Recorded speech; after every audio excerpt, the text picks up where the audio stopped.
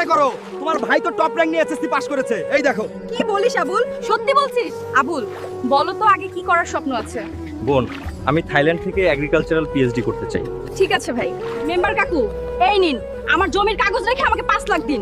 এই জমির জন্য তো আমি শুধু 1 লাখ দিতে পারি, যদি হয় তাহলে বলো। এখন আমি কি করি? এই 1 লাখ দিয়ে তো আবুলের ফ্লাইট টিকিটও পাওয়া যাবে না। এখন আমি আরো টাকা কোথায় পাই? হে আল্লাহ, আমাকে শক্তি দাও। শুনুন গ্রামবাসী, ডিমকে বলে আন্ডা, সবার গুয়া ঠান্ডা। আজকে খেলা হবে পুরা দুরা জান্ডু মুন্ডা। কেউ কি আছেন যে এই খাঁচার ভিতর থেকে সোনার পাতিল বের করতে পারবে? সেটাই তাকে দেওয়া হবে। দেখুন সবাই, দেখুন, কাশেম আর হাসেমের মতো শক্তিশালী মানুষও পারেনি। আপনাদের মধ্যে কে আছেন? সাহস থাকলে সামনে আসুন। লেফারি দাদু, আমি বের করে আনবো এই সোনার পাতিল। আমার ভাই আবুলকে থাইল্যান্ড পড়ানোর জন্য সব করতে আমি রাজি।